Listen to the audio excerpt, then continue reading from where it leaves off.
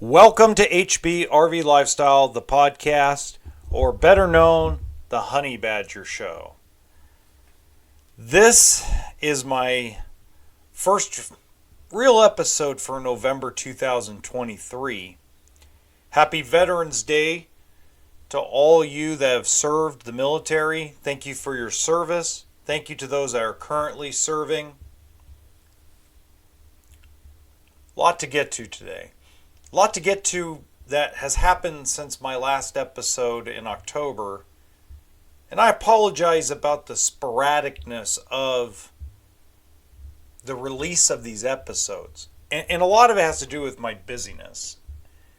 For one, I'm running two dealerships. Now, I'm to the point where the one in San Diego / the one in El Cajon pretty much kind of runs itself, but I still go down 2 days a week. Except for this next weekend. This next weekend I'm going to go visit my kids and my family. Kind of have an early Thanksgiving. But one of the biggest problems that I'm seeing right now is the media. The biggest problem with the RV business is the media. Number one problem. There's a lot of fighting and jaunting for power and position across all platforms, across all businesses, across all politics. And it's not really fun for anyone right now because all there is a bunch of negativity everywhere right now. And the only positive thing that we have going is that the economy might be at an all-time record slowdown for the 2000s. If you go back, I'm not talking about the 70s and I'm not talking about the Great Depression. I'm talking about how the slowdown occurred. So a lot of folks assume that the slowdown has just begun. No. We've been going through this economic problem for about, let's call it 2 full years now, since around November 2021. Everybody enjoyed the small boom we had during COVID. Everybody's buying everything. You were redoing kitchens. You were redoing bathrooms. You were buying RVs, buying boats, buying new trucks. It was a good time. Everybody was making money. And the economy itself was flowing in a really good direction. Now, a lot of folks will argue with me that it's because, there was a bunch of money in the market, a bunch of free money in the market. And we took advantage of it. The truth is that even though that is a cause of inflation, and it probably more than likely is the primary cause of inflation, the real truth is we caused this problem. We can point the fingers at causes. Joe Biden being at the top of the list. Donald Trump being right below him. Sean Hannity, Don Lemon, Tucker Carlson. Anybody affiliated with the mainstream media that profits from the mainstream media is to blame partially for this. They are part of the cause. Okay. Give you a great example. Energy. Energy is what is driving inflation right now more than what all the free money out there. All the free money is pretty much gone. Tapped out, guys. There's probably some lingering billions here and there that some government official is going to snatch up for himself. Whatever. That has nothing to do with you or I, and I'll tell you why later. But the main drive behind this is energy. We are allowing our governments of the world to control energy. They're the ones telling what we can and cannot do, and we are allowing it as people of the world. And the funny part is, I don't profit off of this podcast, so I have nothing to gain saying this stuff. But all these red pill idiots on podcasts want to tell you and point the finger directly at Joe Biden. Joe Biden is a part of the problem, guys. I'm not saying he's not. He is a big part of the problem.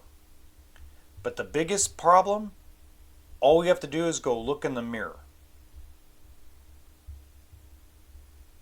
Seriously.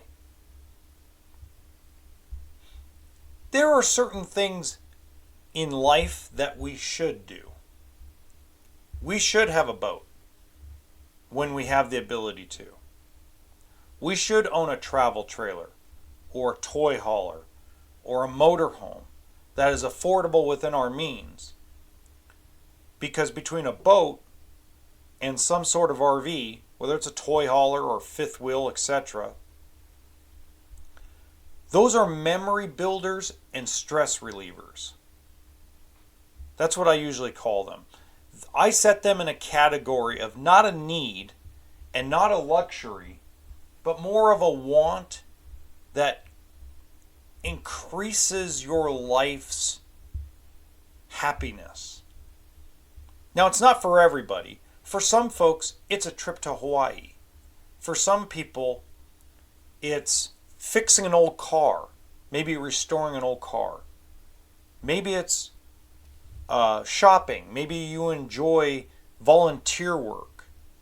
I'm using RVs as an example because it's the business I'm in, right? So when we're talking about where life goes, where life should go, getting something that is useful to our everyday life or makes our everyday life better, and it's within our financial means, my God, do it, right?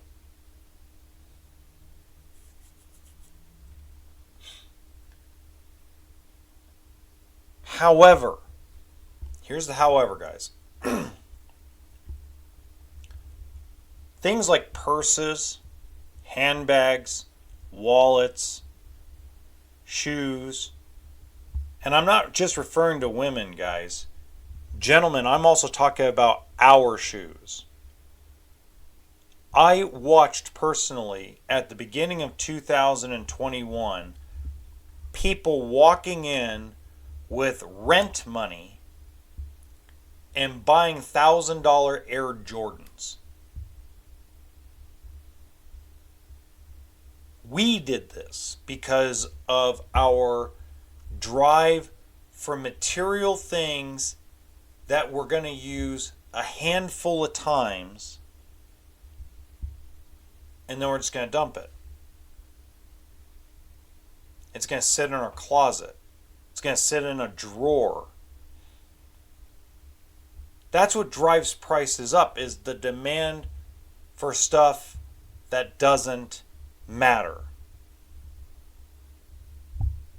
Because then it costs much more money. Watch this. It costs a heck of a lot more money for everything else. And this is how it's driven, guys. So let's use a Gucci pair of male shoes, men's shoes, Gucci's. Everybody and their mama wants this because it's trending on TikTok or trending on Instagram. Let's say they only have the ability to produce 2,000 of those pairs of shoes, but there's a demand for 1.4 million of them. Becomes a bidding war. So Gucci, in their infinite wisdom, I'm just using this as an example. I'm not saying this is true. This is just an example. Gucci decides to expand their operation to try to meet at least part of that demand. Now that they're going through expansion, now the shipping and freight companies are like, well, crap. If there's such a demand, we'll drive our prices up to ship the stuff to the stores. So not only did it cost more money, not only can they drive the retail markup price up because of the demand and the low supply, but now the freight company delivering it to the store now sees that advantage and jacks their price up. It happened all over the place, guys. In 2021, in my business, in the travel trailer RV industry business, we used to, in 2016, 2017, up to about 2020, beginning of 2020, if I wanted to ship a travel trailer from Elkhart, Indiana to Ventura, California, it would run me about $3,000. Now, back then, that was a lot of money. By the middle of 2021, that price jumped to $7,500.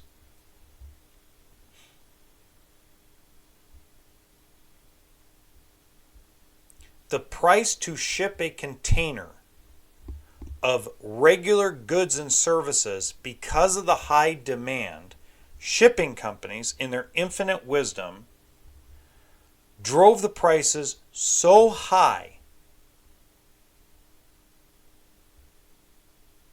that we are now in a situation worldwide where we're going to have an economic correction that is going to bankrupt companies. So let me explain how that works, because a lot of people want to listen to these so-called experts that are getting sponsored by Unchained. When a transportation company starts charging more money, their employees and drivers demand to be paid more money. Let's look at the UPS deal. UPS shipping costs 33.4% more today than it did before the strike. We watched the price climb up.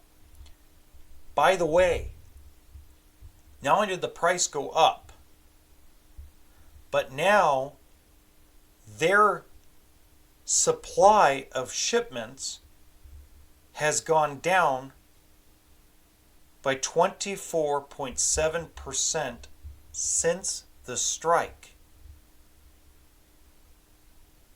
Cause and effect, guys. We need to look ourselves in the mirror and realize there is a balance.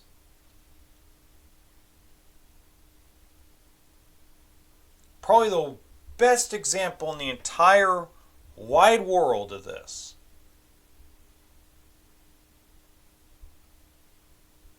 is housing. We drove the price of housing up. Nobody else. If everyone stayed in their homes, stayed in their apartments, didn't sell their homes, didn't buy any homes, and just stood pat, housing would still be affordable today. But no, we had to run out of New York to Florida. We had to escape California and drive the prices of a Idaho City and a Las Vegas and a Phoenix, Arizona to unaffordable measures because of supply and demand.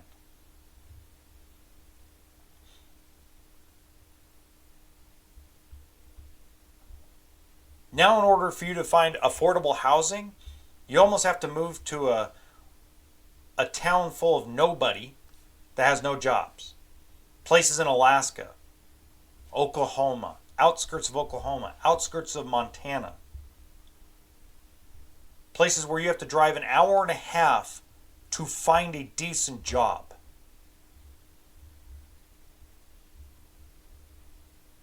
We did this. The people, not the government. Because we could have controlled ourselves. We could have said no to the free money. We could have said no to all the bull crap that we did. We could have stopped spending money, stopped watching trending crap on YouTube and TikTok. We could have stopped spending money on ridiculous things that we're never going to use, and we could have stopped ourselves from outbidding each other on homes.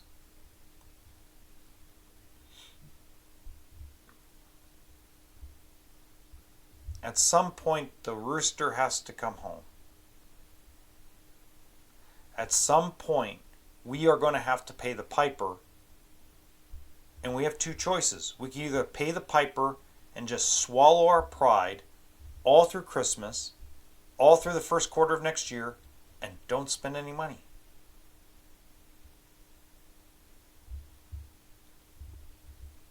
Just don't spend it on anything.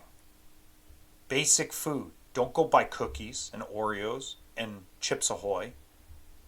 Buy vegetables, milk, bread, meats. Go buy the store brand of everything. You want to make it happen, guys. You can't make the economy get better without nuking it first right now. We have to nuke the economy.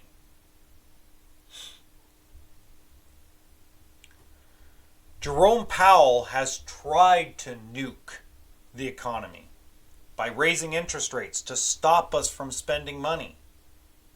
And I'm not talking, and guys, I'm not referring to RVs or boats because that's a different scenario.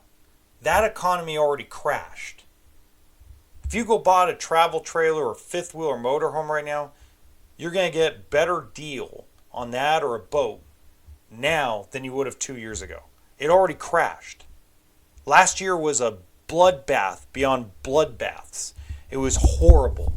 I went to shows, RV shows, as a coachman rep. I finally got my dream job. I finally get my dream job, and I get it as the bloodbath began. And it was nasty, folks.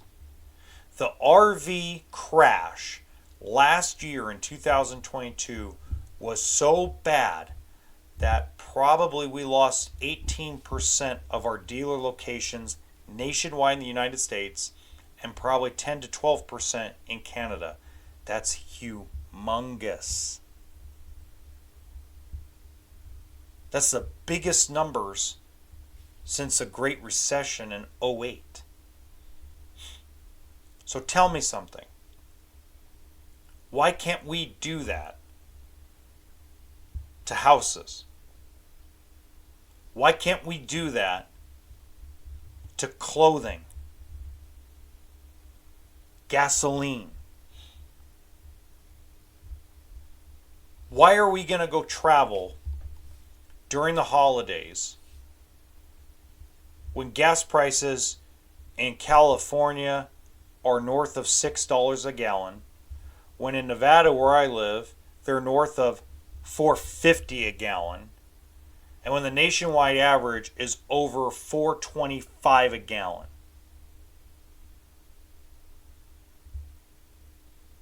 Because we're not paying attention. We don't remember how gas prices plummeted during COVID. When COVID first happened, gas prices, I remember I was in California in 2020 driving Uber Eats and DoorDash. Gas prices in May of 2020 in California was $1.89 a gallon.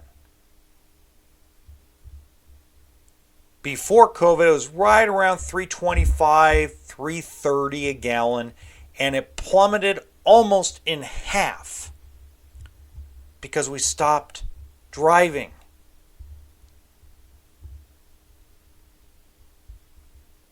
They had too much supply. They had to drop their price. Guys, please stop using gasoline for stupid reasons. A camping trip an hour or two away from your house is not a stupid reason. But driving to the nightclub, driving to, you got to crash it, guys. You want the economy to get better, you got to throw a nuclear bomb on it.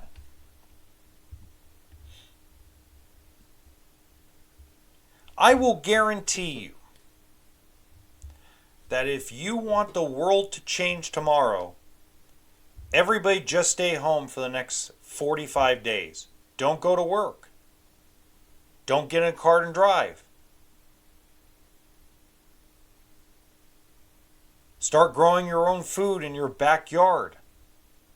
Go buy canned goods. If everybody went and bought every canned good up at every single store and stocked up 45 days worth of food and water, didn't go to a McDonald's, didn't go to KFC, I'm going to tell you, this world would change in a heartbeat.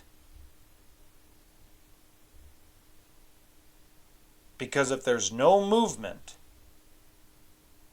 then they have to create incentive for you to come back. Paying someone to flip a burger $20 an hour is horse manure. It's bullcrap. But we wouldn't have had to get there if housing was more affordable. By the way, at $20 an hour, they still can't afford their rent. That's how terrible it is in California. That's how horrible it is in California.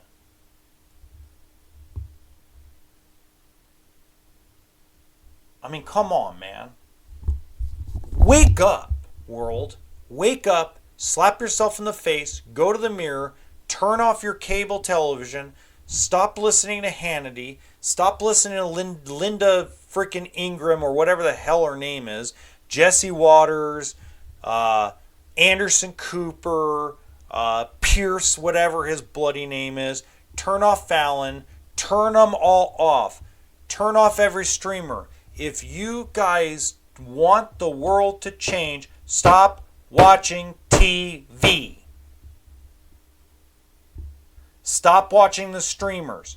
Cancel them. If everybody today, everybody in the world, canceled Disney Plus and didn't give Disney another dime at the movie theater or didn't give Disney another dime on Disney Plus, trust me when I say, shit will change. Period and report. It will change.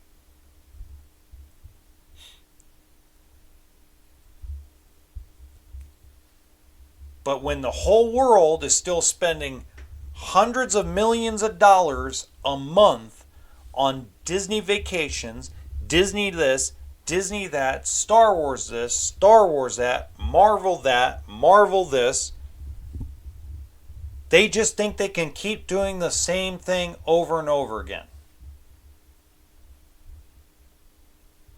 You guys want gas prices to come down? Fine. Stop buying electric vehicles. Stop driving a gas-guzzling SUV. And for 45 days, figure out something close to home to do. If you got to get out of the house, go find a campsite somewhere with a tent or a travel trailer or a motorhome that's only 40 or 50 miles away from your house. Go for 2 days. Buy your own food. Don't get out of the freaking car and walk into McDonald's and spend $60 for a family of 4 on crappy food that's no good for you. That's reality. That's how we get there.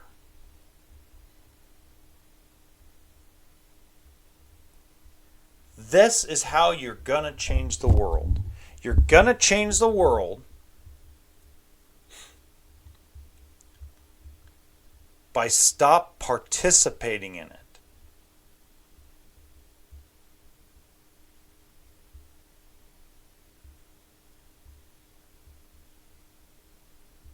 I'm telling you.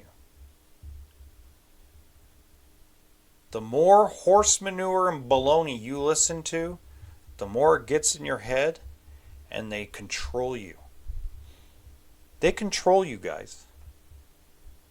The best dictators and governments in the world that know how to control their people do it through their media.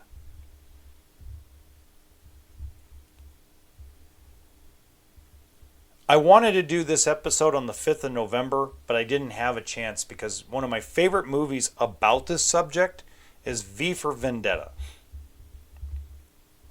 I read the graphic novel, I've watched the movie. I like the movie a lot better than I like the graphic novel. Mostly because the theme is twisted and more appropriate for modern audiences. But let's look at the movie V for Vendetta and look at some of the predictions. A disease that's only curable by a vaccine made by a company that's owned by politicians, aka Pfizer, aka Johnson & Johnson. The majority of your House and Senate members are Democrat and Republicans, are big majority stakeholders in Pfizer, Moderna, and Johnson & Johnson. And it just so happens they had this miracle vaccine cure for everybody for COVID-19. They confined us to our homes and had a quote-unquote quarantine.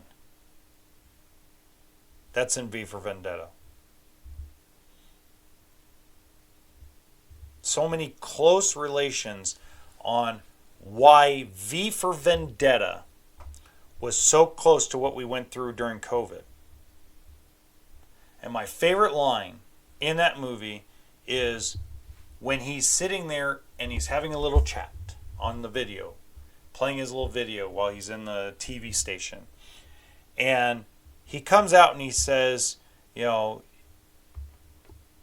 the only people we can blame is go look in a mirror. We're the ones to blame. Don't blame. You cannot put all the blame on politicians. I can blame Trump. I can blame Biden. I can throw monkey crap all over every single politician, every CEO, every single person that owns a business. But at the end of the day, we make our own decisions. We can either follow the crowd or we can go against the grain. And going against the grain means stop watching Fresh and Fit podcasts, stop watching whatever podcasts, stop watching all these red pill people that think they're conservative, stop watching the far left liberal knuckleheads of the world, stop listening to them. They're more full of crap than the red pill people. Listen to people with common sense in your own neighborhood.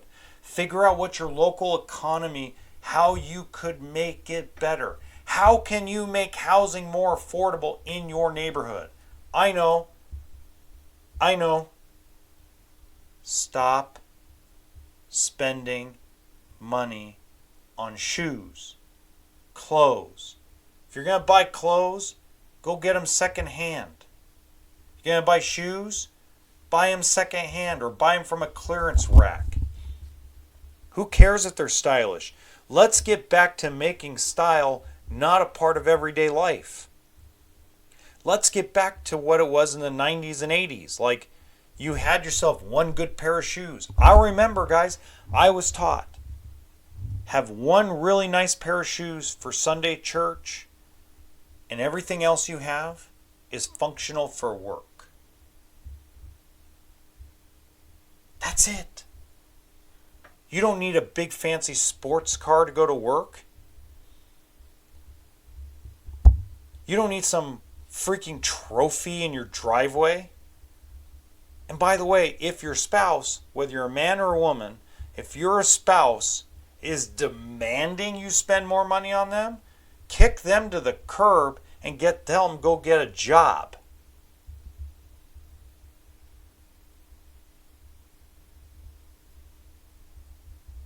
The reason why we're all living on credit is because we decided to move into more expensive housing, we decided to spend more money on a car, and we decided to put silly stuff on a credit card. We didn't go invest in a motorhome. We didn't go invest in a boat, something that's going to give us relaxation and boating experience. We didn't go invest in something like, oh, I don't know, how about a video camera that helps you build a YouTube channel or build a content creation. You didn't go start a business. You bought clothes. You bought things that you don't even use in your own home off Amazon, and there's jokes about it all the time. Everywhere on social media, there's jokes about, my wife went to Target today. Control yourself. Get a grip. Control your urge to spend. I'm telling you, if you and your spouse, or you yourself, or you and your family cannot control the urge to spend, go give your debit card to your bank and say, don't give it to me.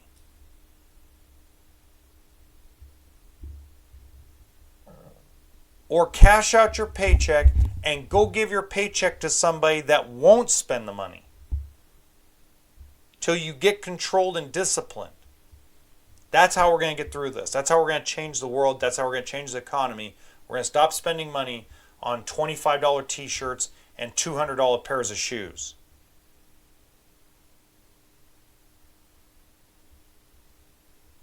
You know, when you go buy a $250 pair of shoes, that's a cell phone bill. That's a travel trailer payment. That's an electric bill. That's a week's worth of freaking groceries. So think about that.